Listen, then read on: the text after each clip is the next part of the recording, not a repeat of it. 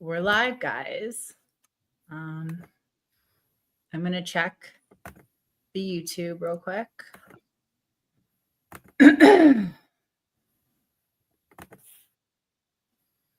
We'll wait for some people to walk in. Hopefully we get some people walking in.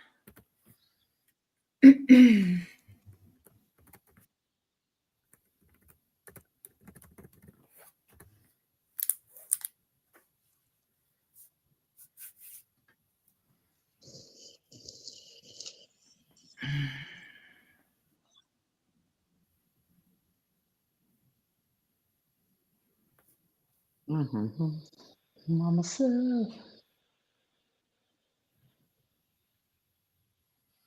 Okay, there we go. We're live, guys. We're on YouTube. We're running. Oh, YouTube. How's everybody from the YouTube sphere? We're on YouTube. We're running. Oh, I hear it. There we go. There it is. Everything's working. I just want to know if we see any comments coming in. We'll give it like a couple minutes. If anybody's out there, hi. Oh, you know what? I'd like to check. Let me see if my LinkedIn's running too in the X. Yes, I shared something on. If anyone's out there, hello. Go ahead and type in our chat and say hello so we know you're there. If you want to engage in conversation.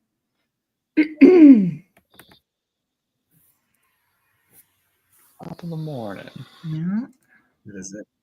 All right. Okay, Well, not live on LinkedIn. I don't know why. Oh, wait, there it is. Nope. Yes, we are. There it is. How does one find it on LinkedIn? Live now. Hold on. I'm promoting us on LinkedIn right now. Let's see right now. I'm checking the YouTube as well. Live now. All right. Maybe I should do that see. on YouTube too. If you're on the YouTube channel, hit share and if you want to promote it on your socials. Okay, let's see. I'm reposting. Instantly bring channel posts to others. Let me see the YouTube link. Okay. Hi, everybody. If there's anybody out there, you guys are welcome to chat. We're going to get started here in just like 5-6 minutes. Welcome. If you're here live with us, thank you for coming. Yep.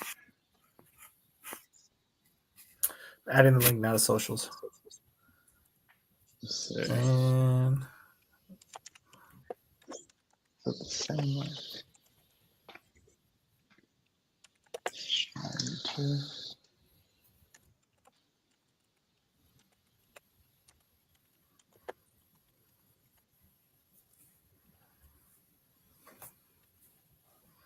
Fire back.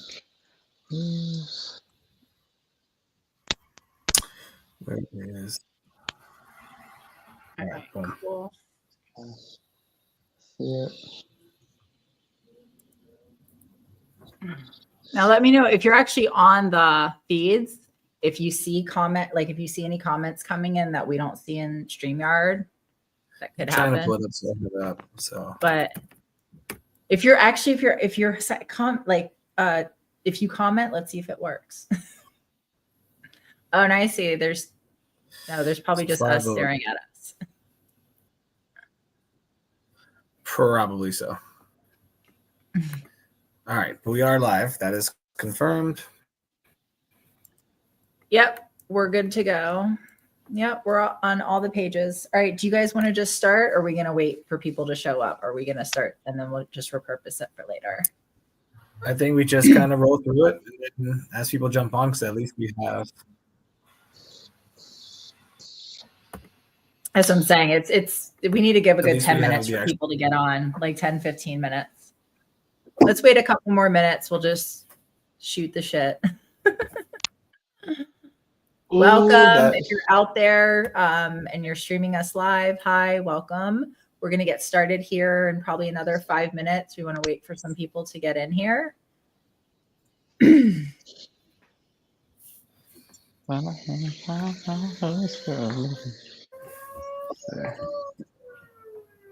gonna and just like post out to whoever.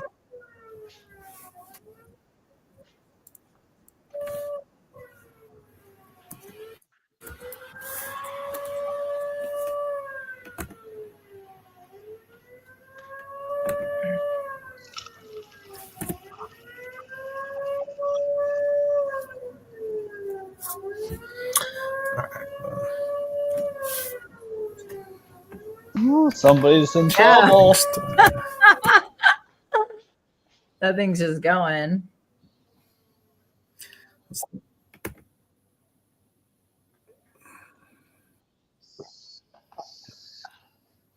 It's the volunteer fireman's alert. I know. All right. Well, you're in the city, right? The cities. Yeah, where are you at All right right. All right, so we have this. I am in Long Island right now, so I'm sitting out here in the quietness, or so I thought. Well, it's actually good that we didn't get started because we would have been in the middle of like the beginning. I mean, that's That was good. that's the background noise I, as a New Yorker, learned to enjoy. You're so used to that. No, it's so quiet. Like you wouldn't believe. I mean, all right, so Looks like we got I'm about ready 5 whenever people. If y'all- anybody's in here and wants to say hi in the chat and engage in what we're about to do, we're open. So go ahead and leave your comments in the chat. On some of the streams, the chat's going to work fine. On others, it won't. It gave me a thing, but YouTube, it should be fine. Engage with us. We want your input. We're going to get started here in just a couple minutes. We're just waiting to see if a couple other people want to hop in here. But yeah, well, let's get started, and then everybody can re-record it or rewind or watch it later. That's to talk about. So let me start off here. Hi, everyone. Welcome. I'm Cannabis. I'll be your host, and I'm also a partner with F.L.O.W.E.R PAC. We are an organization to help federally declassify cannabis.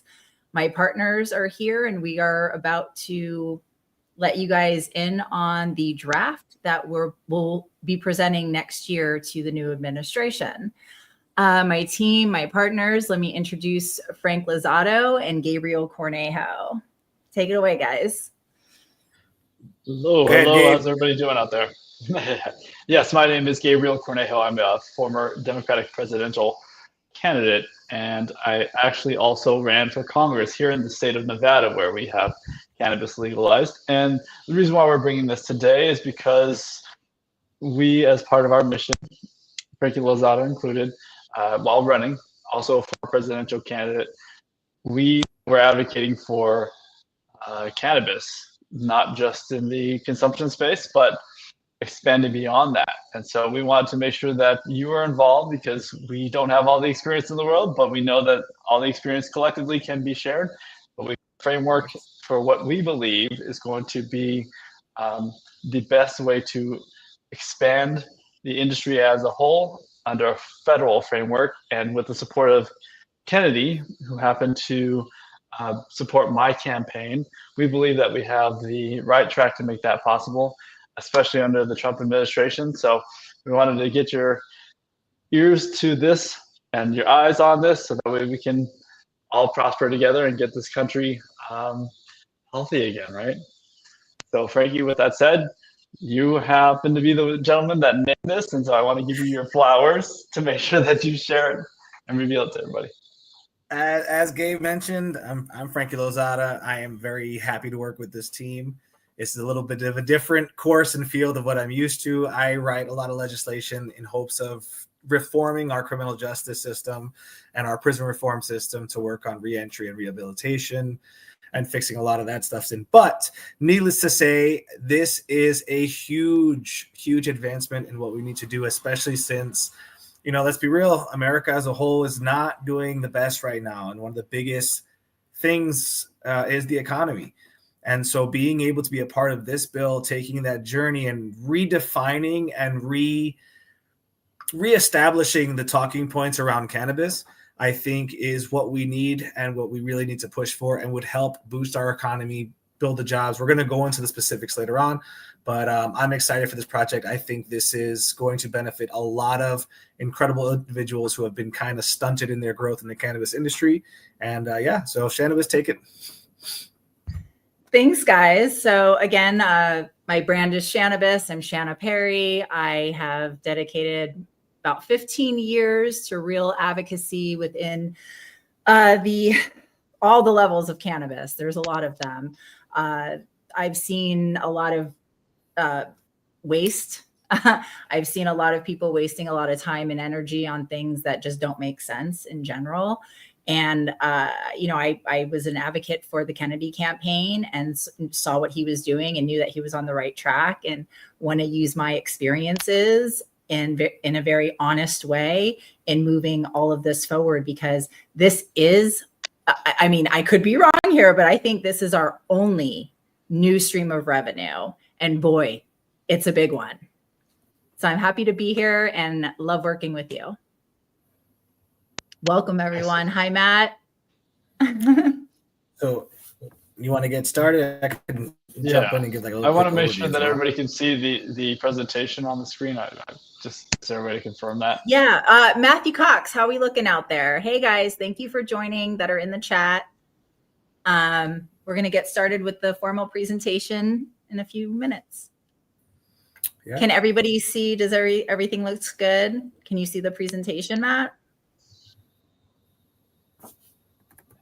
I think that it is. This is okay. Well, then I think that let's just get it started. So, Ricky Lozada, do you want to thanks, Drew, share us with us I want to first thank everyone for jumping on.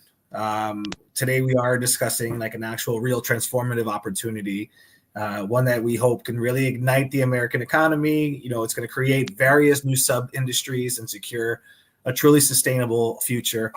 With that being said, I do want to introduce a bill that we are working on. It is going to be a federal bill that we are going to introduce in this upcoming session that is called the Federal Legalization, Oversight with Economic Revitalization, formerly known as the F.L.O.W.E.R Act, which I think everybody loves flowers, and I think we can all agree that it is a more passive name for such a productive and useful plant. As we know, the cannabis industry as a whole has been outdated laws and just held back by crazy stigmas. And honestly, that whole industry has just been held in the lock and key, which is just stifling the potential and just choking a thriving industry that could be the cornerstone of actual economic growth where we need it the most right now. We're sitting on a factual gold mine. It's the best way to put it. We are shackled. We just shackled in. We have literally just shackled this industry, which is just made to just boom and growth and growth. And not to mention that it's only when it's convenient that the government has actually acknowledged the full benefits and potential of cannabis. If you look through history, the government has made various exceptions to when we needed it most during wartime or during soil replenishment or any kind of other agricultural needs. And at this point in time, we need to start having that discussion that it's not just a plant where you can actually smoke it and eat it. It's way more, and we're not using that full potential. And that's where F.L.O.W.E.R comes in. We're denying the growth of wealth in this country, creation of jobs, and the industry as a whole. It's not just a proposal. This is an actual demand for action. And it's a blueprint for an actual economic liberation, which is what both parties during the election cycle have been fighting for. And that's what we're going to sit here. We're going to fight for everyone here.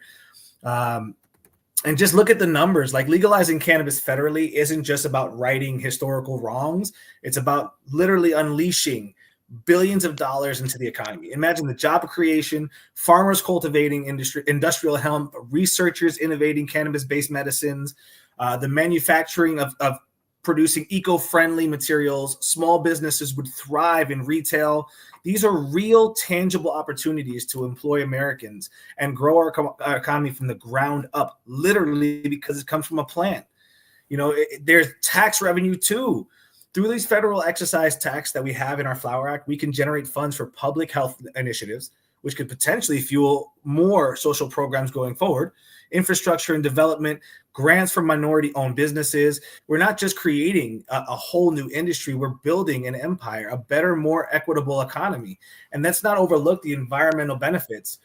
With hemp-based bioplastics and sustainable agricultures, we can position the United States as a leader in green innovation and increase our exports.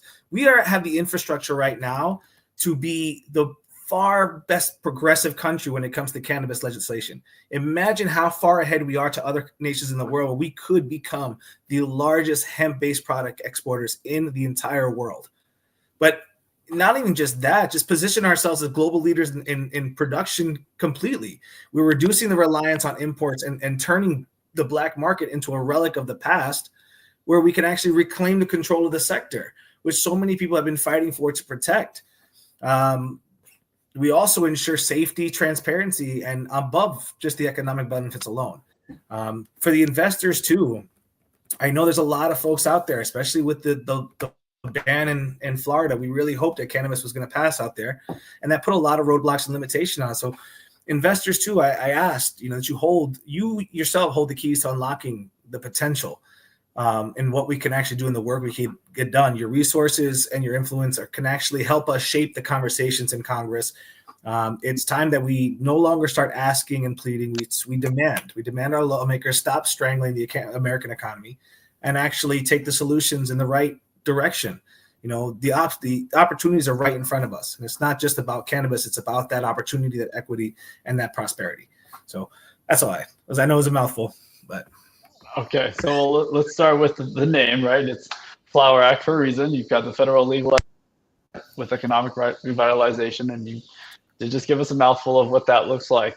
And so part of that discussion that you were presenting to us was recategorizing cannabis federally, right? By removing it from the entirely from the Controlled Substance Act. And what is the thought behind that? So it doesn't. Right now, the biggest discussions in the world of cannabis are recreational, medicinal and recreational, for retail and use and personal use. That is the only big discussions right now, which is why our act doesn't necessarily focus on the actual recreational portion of it, because there's enough organizations out there fighting for that. And it's going to happen naturally. But at the end of the day, we have to realize that whether you like it or not, whether your politicians have old stigmas and are fighting against it, it's legal nationwide. It really is. In some form or another, cannabis is in legal form used in certain capacities. And right now we're missing out on that opportunity. Earlier, I mentioned that the government has made, exceptions over time. They've realized and acknowledged, even back then during World War II, that the hemp plant is a superior fabric and a superior product.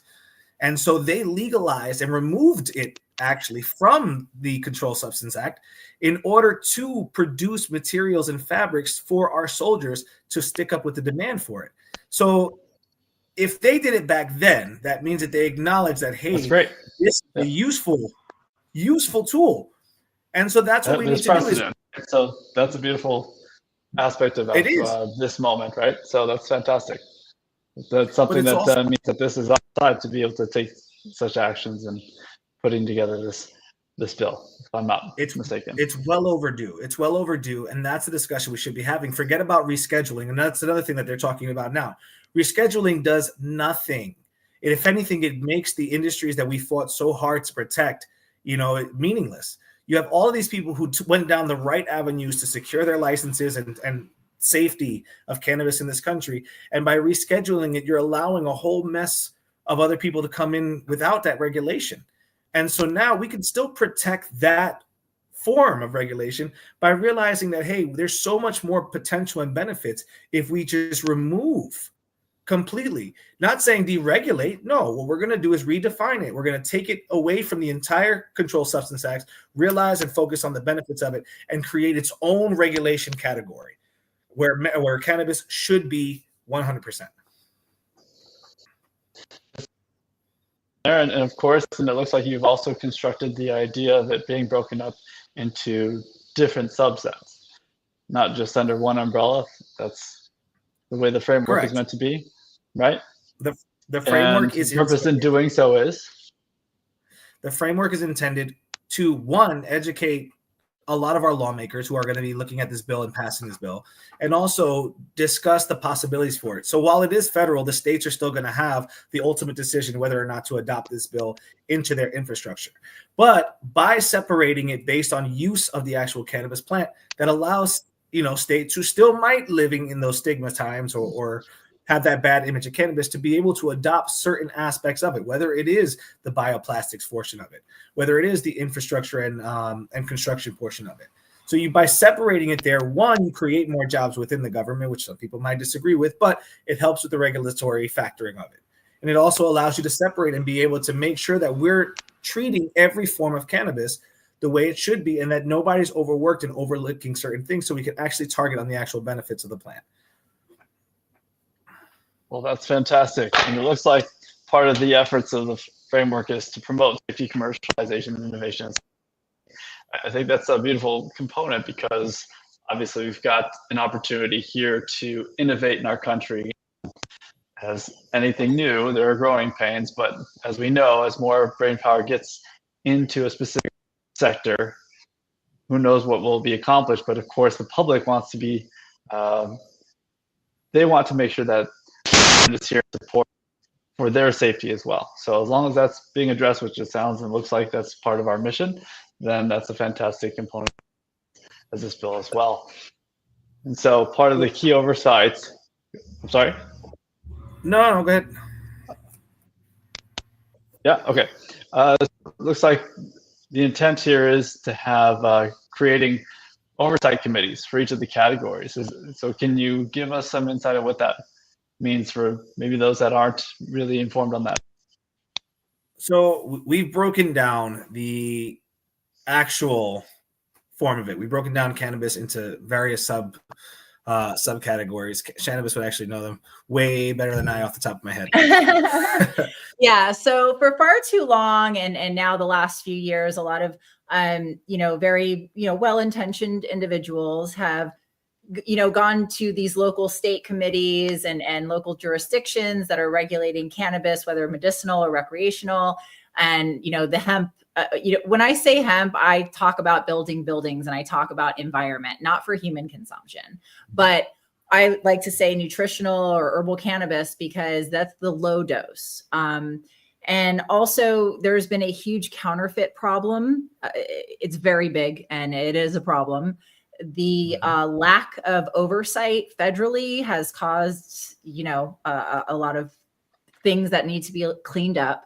So in my opinion, one of the, worst things to ever happen to cannabis, and the reason it was done from the paper company when it was made illegal, was to say, oh yeah, you can use it as long as it only has 0.3% THC, when they knew darn well that nothing would grow that way. So just because the government mandated something doesn't mean the plants listened. With that being said, I also do want to protect the businesses that are already out there in the nutraceutical herbal cannabis space.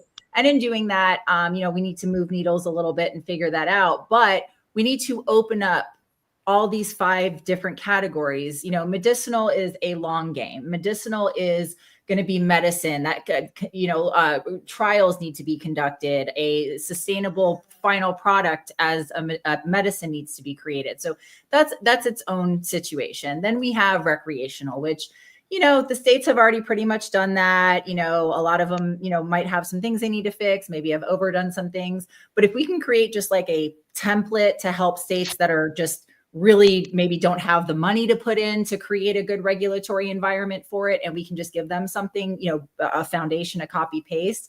That's what I would like to do here. But again, there's a lot of states that have already done what they've done, and we should leave it to them to keep doing what they do. In regards to environmental, that's when we're discussing things like, planting trees. We're trying to help get more, oxygen in the air, or, protect from, different environmental occurrences, or potentially use it as, a form of energy. And then finally, we have industrial. So that you can do other things outside of just smoking cannabis. That's yeah.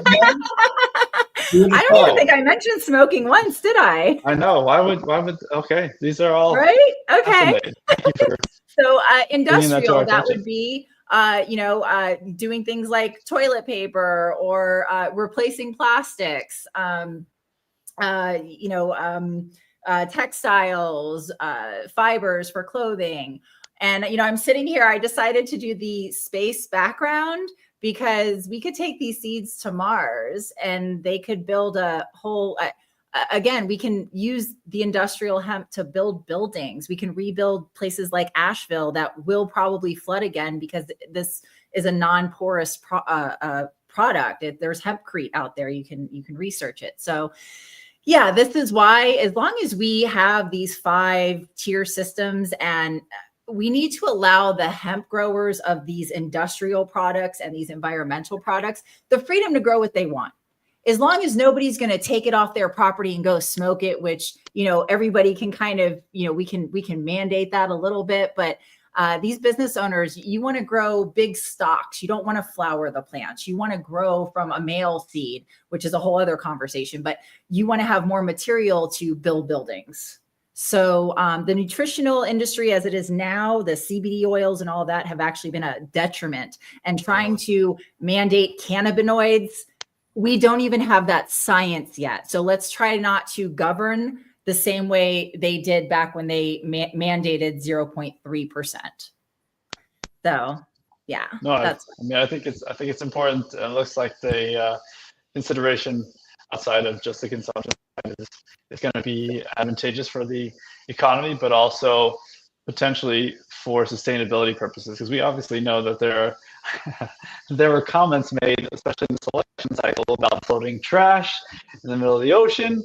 I think that, in terms of it just being a joke, it is a real thing. I'm a certified diver. That's something that I've experienced while diving. So to me, that's an important part of this framework, because the single serving we have throughout our society with the plant-based solution seems like the appropriate way for us to move.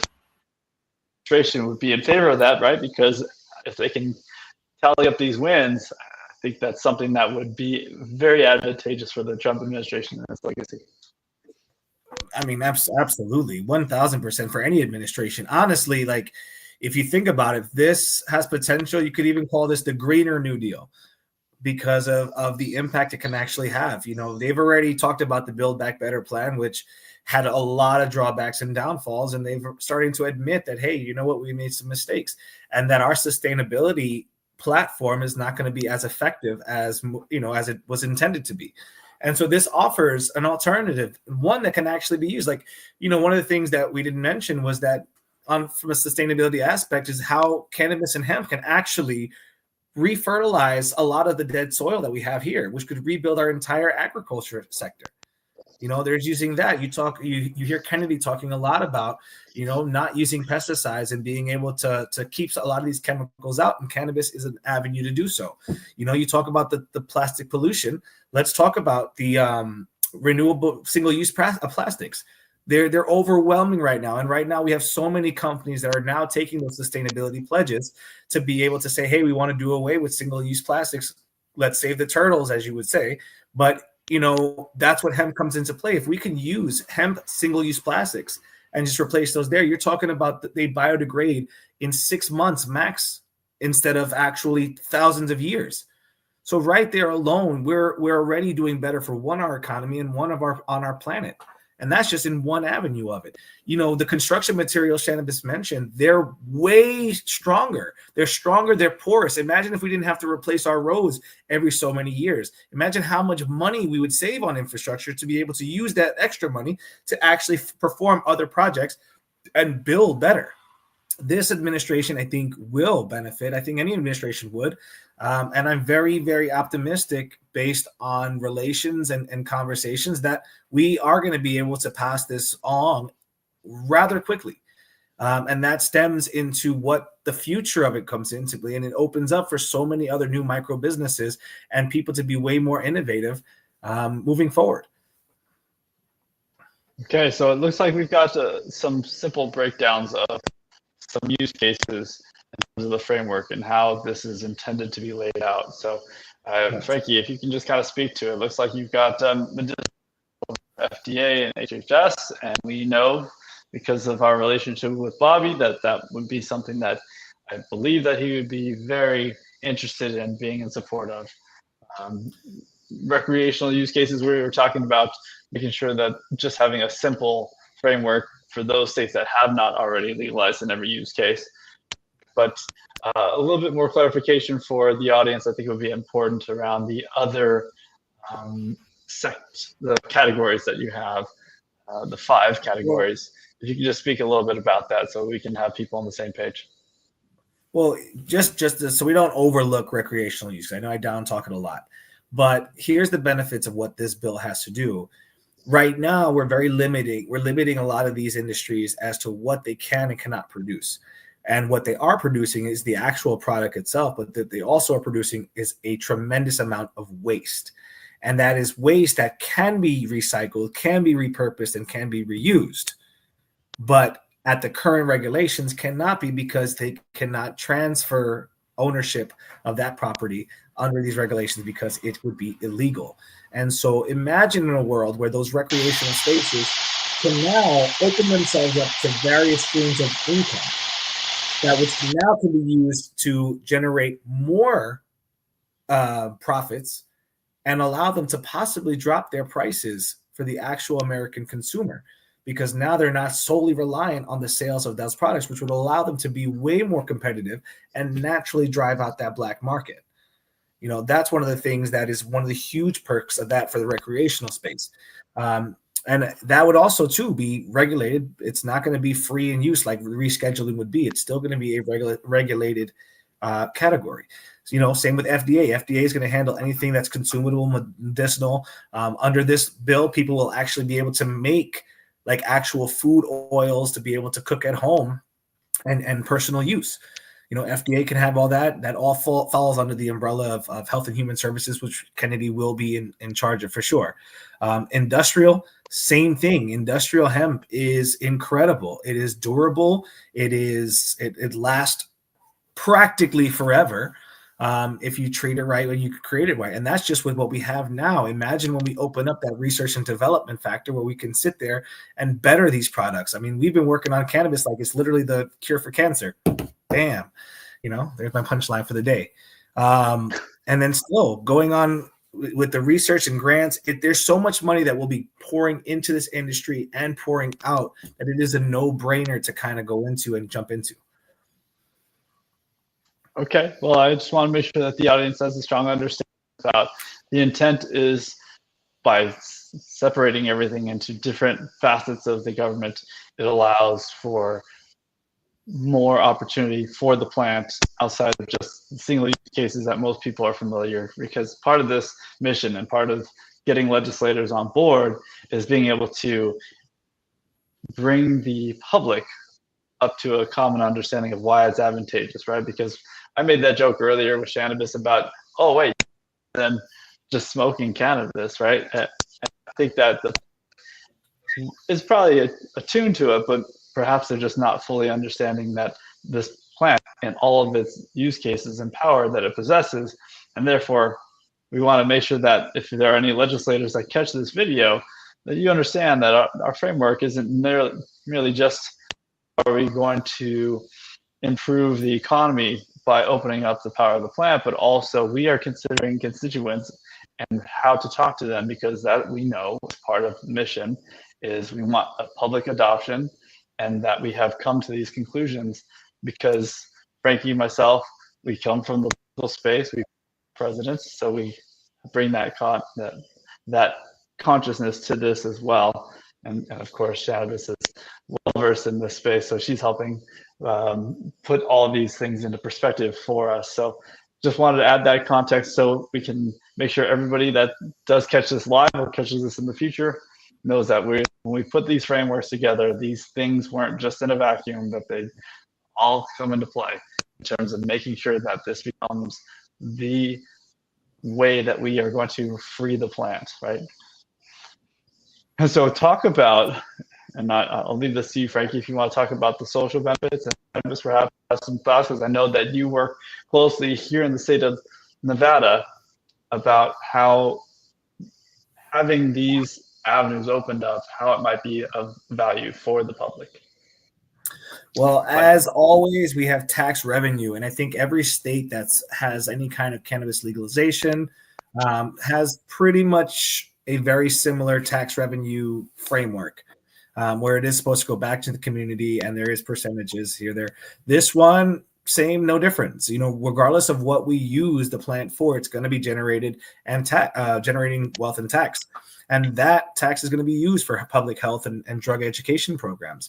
If that's still the stigma that lives in here, allow us to give back to the community and for help our folks understand better of what, situations that their life has handed to them. Obviously, infrastructure, being able to put money back into that and using it, as I said, the Greener New Deal, if we were able to start saving money in insufficient areas by replacing products with cannabis-based products that are going to last longer and be more efficient, that saves a ton of money, especially now we have a department of government waste. If we can reduce that spending and be able to allocate it somewhere else while still also generating more and more money for it, it's a no-brainer.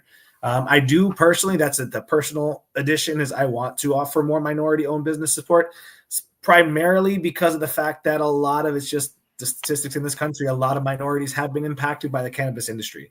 And so I want to be able to expand that, not just to them, to everyone. I mean, it's more so allowing different avenues to make sure that the restrictions that are in a lot of different other industries are not allocated here, and that everybody has a fair and even chance to be able to join in and be a part of this incredible industry.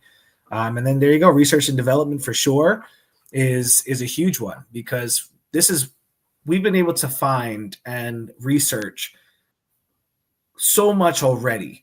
And every single time there's a new study out, the potential just grows astronomically. There's so much that we know about this plant, and there's still so much that we do not know about this plant. And it can only go up from there. But at least what we have right now has such a positive and impactful presence in this country, that we can actually work with that now while funding that research development, and it can only grow from there. Cannabis, could you speak to, because I know that there are going to be some people that are listening in, maybe they come from a state that hasn't already legalized, some of the values, the economic values that have come from the tax collection. Perhaps Nevada has something specific that you can. Yeah, so unfortunately, what I've come to find is that even though a majority of the recreational, even medical states are already at almost pretty much a 20% tax. And that's before, federal's getting any tax money. And then in addition to that, unfortunately, the state, that I live in Nevada, the schools were supposed to get all that money. It's been legal here for 8 years. Our school system is broke. They actually fired somebody. There's been some huge corruption. And I've asked where the money is, and somebody mentioned something about a coffer, but I don't know. So again, with lack of federal oversight, at least at its bare minimum, we need to keep people's hands out of cookie jars. And also that kind of tax money, if you're already paying 20%, there needs to be some, we need to do some wrangling there. And at least if we don't wrangle, if people think that, a 30% tax on a product is, fair, that's a different conversation, but that just really needs to be wrangled in. I don't know how that's done, but it needs to. And we need to make sure that that money is going where it needs to go. And also when it comes to the minority owned support, I'm really in favor of micro businesses, because that allows everybody to have a very small barrier to entry, and that allows everybody from all walks of life in.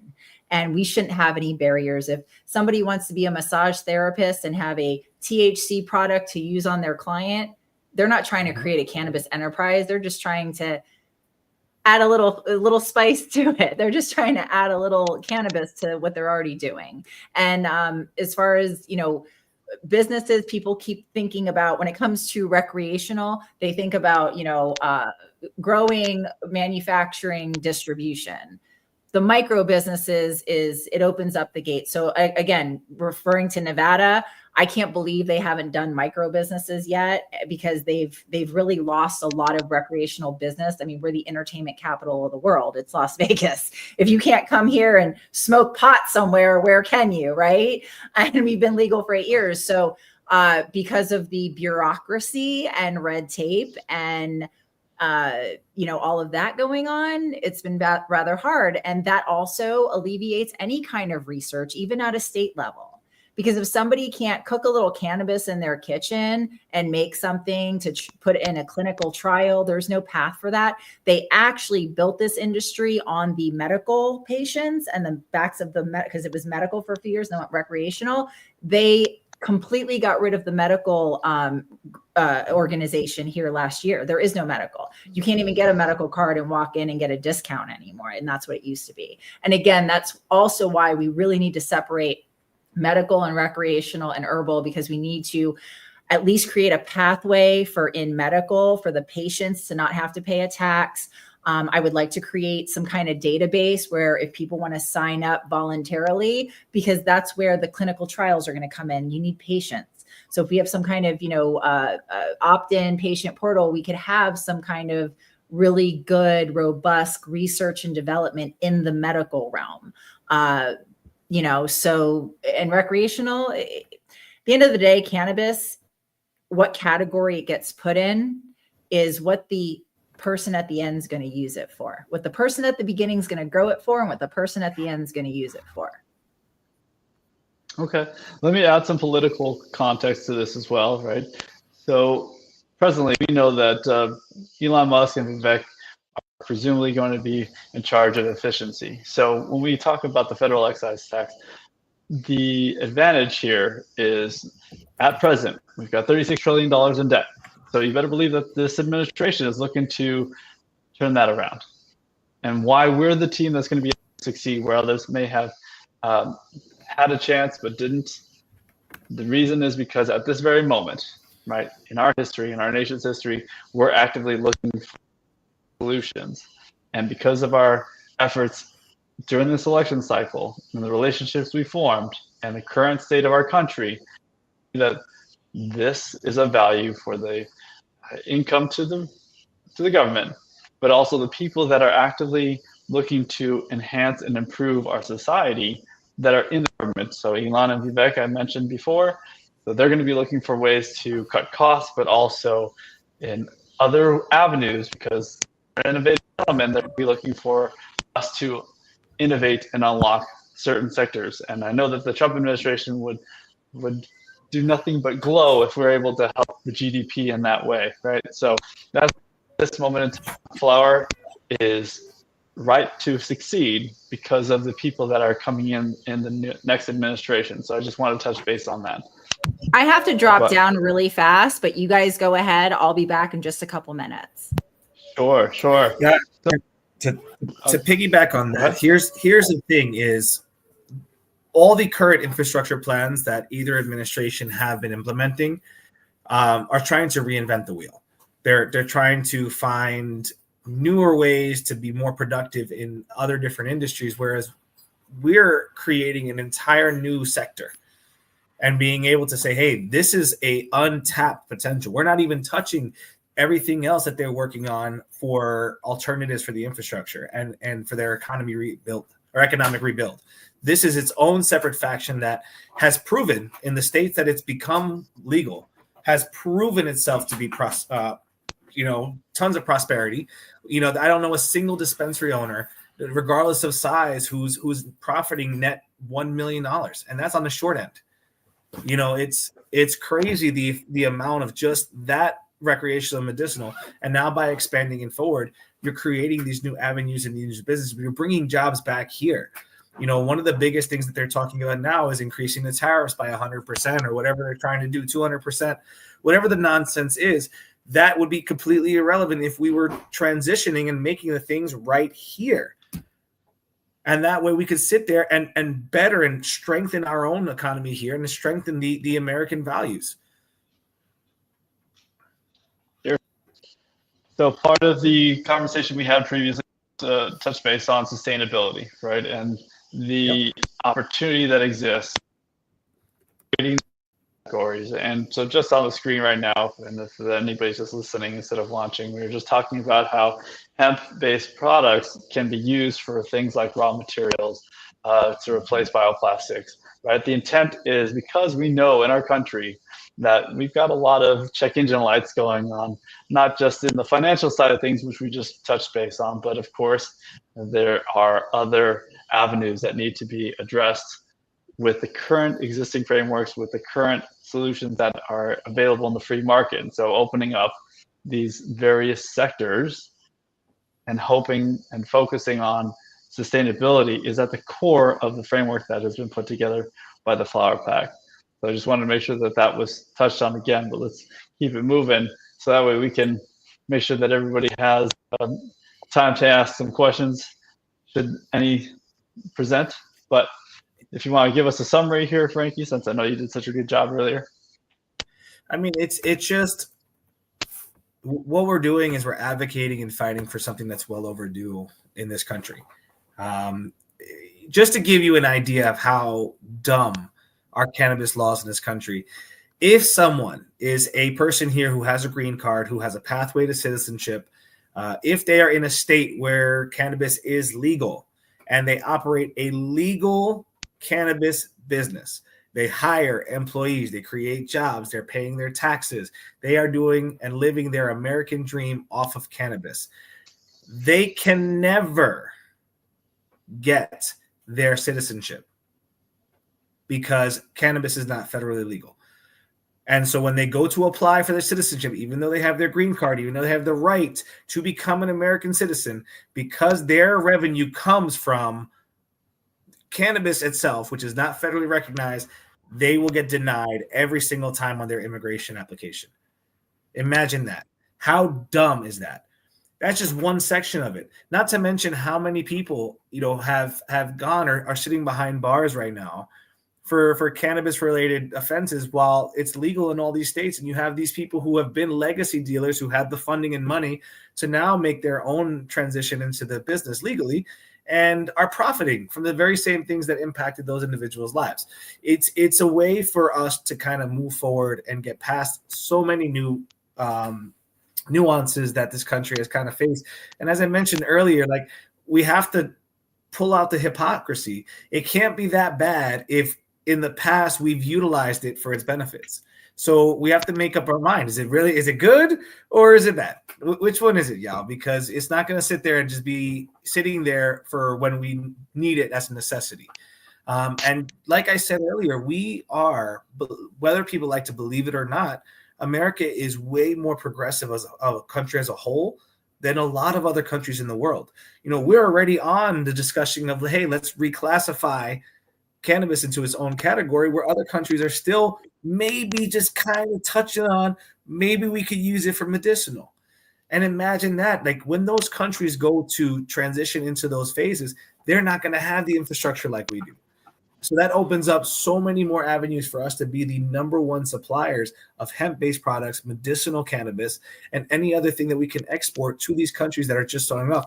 Even that aspect might be short-lived until they get their own infrastructure. But during that time, the amount of revenue that we would bring into this country is just ridiculous.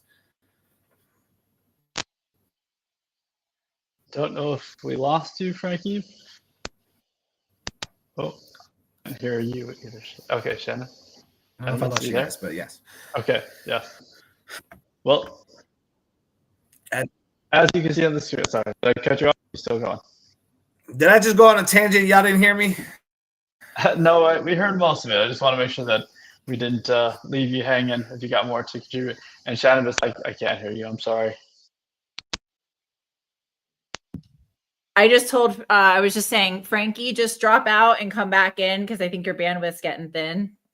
Sure. Well, let me close with this in terms of the summary side of things.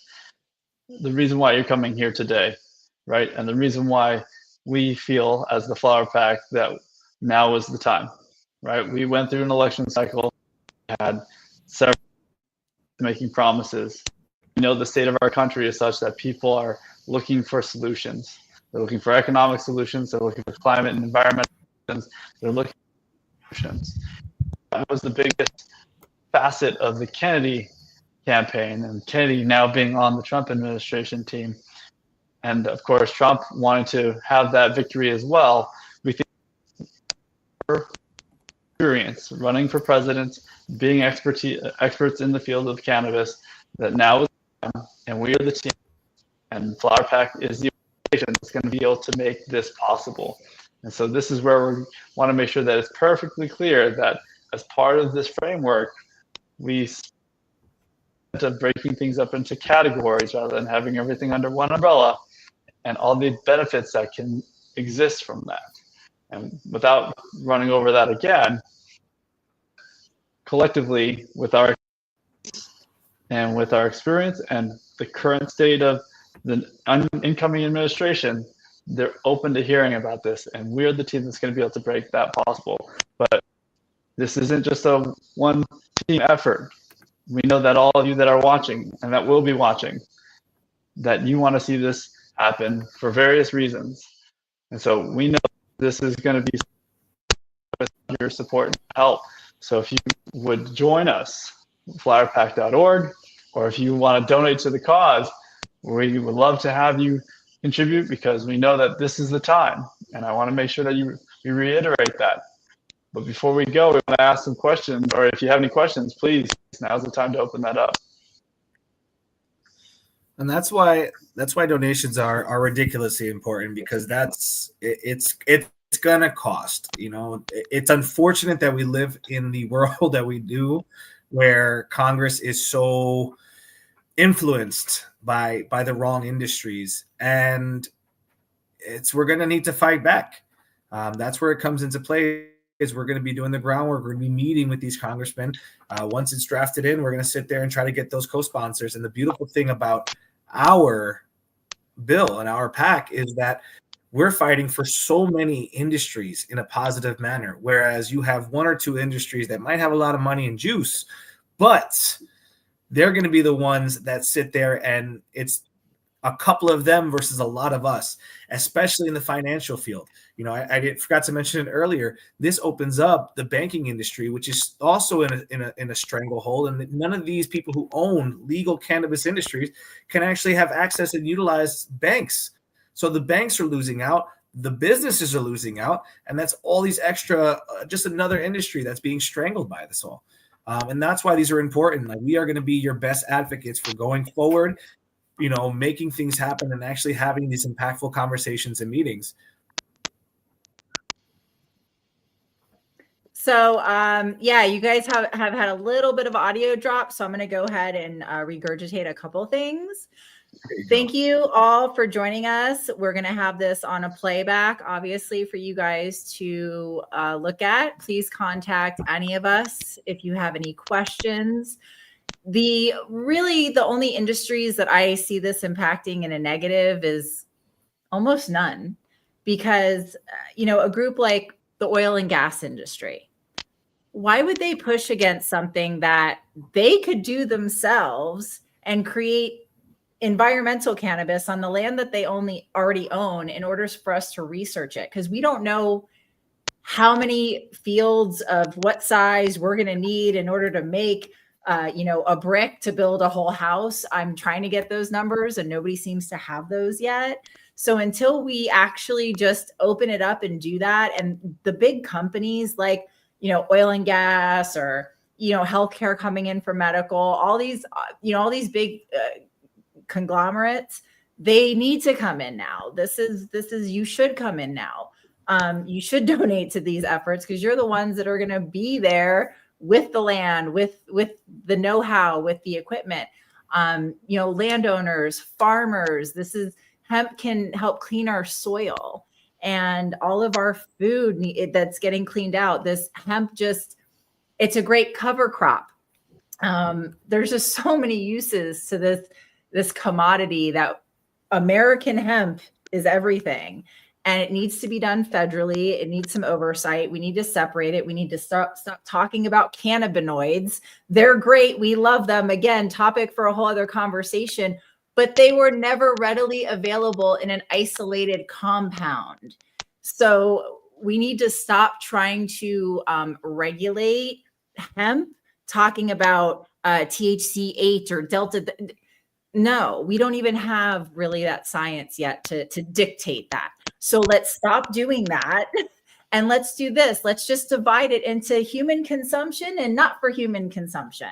Because I don't know the last time anybody tried to eat some fiber for clothing. I mean, maybe that happened. So yeah. What is that said earlier? Huh? A few different words. You had a few different words. What our intentions are. Oh, we plan on declassifying, recategorizing, and standardizing cannabis. So come along with us. Help us out. We need you. You need us. Let's do this. flowerpack.org. We're here for you. Let's get this done because this is money that we need. All these states making all this money in tax revenue, the federal government is getting zero of it. Banks and interest are getting zero of it. And we need to change that. It's going to take out a big chunk of our debt. So let's do it. Huge. Thanks for joining us. Let's grow. All right, everybody. There was my one contribution to the cheese of this moment. Thank you, everybody who chimed in again. Back. Yeah, thank you guys. See you. Contact us. Bye. Cheers. Let's get that conversation going.